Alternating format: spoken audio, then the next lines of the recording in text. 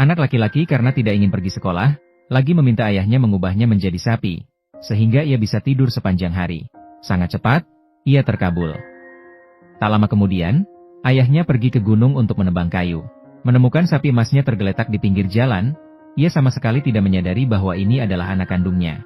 Ia juga tidak berpikir panjang, memukul bokong sapi beberapa kali, mendesaknya untuk segera pulang ke rumah. Pagi buta keesokan harinya, ayah membawa sapi emas ke ladang untuk bekerja, tetapi menemukan rumput di palungan masih utuh tidak berkurang.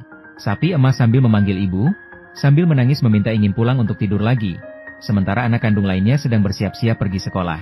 Sapi emas melihat senyum puasnya, mulai merasa menyesal, tetapi sekarang dengan identitas ini, ia hanya bisa menggigit gigi dan bekerja.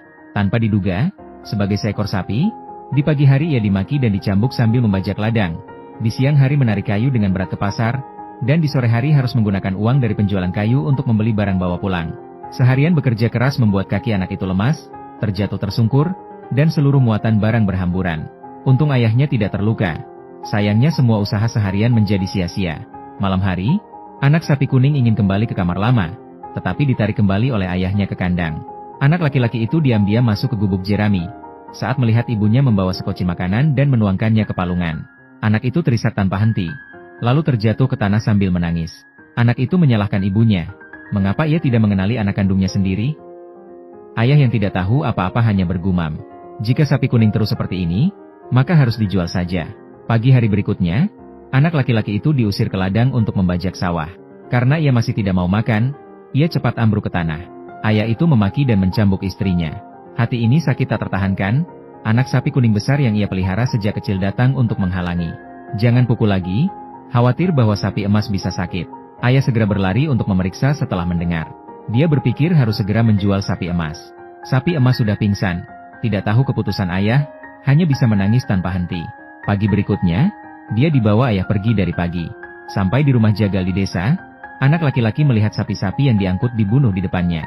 Dia menyadari bahwa dia akan segera dibunuh. Sambil menangis, dia sangat memohon kepada ayah untuk tidak menjualnya. Aku adalah Bang Cete, anak laki-laki ayah.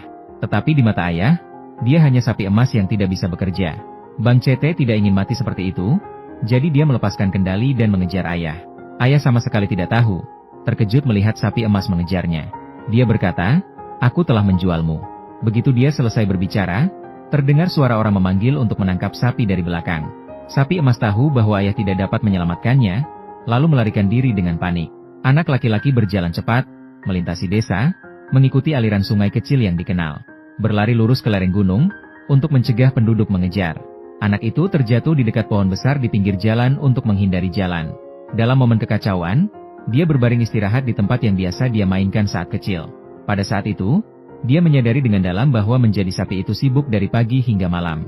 Jika tidak bisa bekerja lagi, akan dibawa ke rumah jagal. Sementara orang tua memperlakukan dirinya dengan baik, dia malah tertidur di kelas. Sering bolos sekolah, bahkan mengira menjadi sapi adalah kebahagiaan tertinggi. Memikirkan hal ini, air mata mengalir, penyesalan yang dalam. Tiba-tiba, dia mendengar suara orang dari kaki gunung. Dia segera berdiri dan berlari ke puncak gunung. Sambil berlari, dia merasa menyesal karena tidak menyadari pentingnya.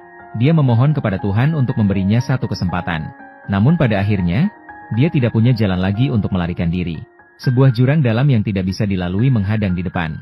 Penduduk di belakang memegang tongkat dan tali mengelilingi. Perlahan mendekat, si anak sapi terus mundur. Akhirnya terpeleset dan jatuh ke dalam jurang yang dalam. Berteriak putus asa, tiba-tiba terbangun, melihat tubuhnya. Menyadari bahwa barusan hanyalah mimpi. Dia merasa segala sesuatu seolah diberikan kembali. Sangat gembira di dalam hati. Sejak saat itu, dia mulai aktif membantu ibu mengerjakan pekerjaan rumah. Membantu ayah pergi ke gunung untuk memotong kayu. Bahkan guru pun tidak bisa percaya. Nama yang sering mengantuk sebelumnya. Kembali setiap hari ke rumah. Belajar dengan tekun hingga larut malam sampai lupa makan dan tidur. Mungkin perubahan dirinya adalah hal yang pernah dibicarakan oleh T.A.M. Mao.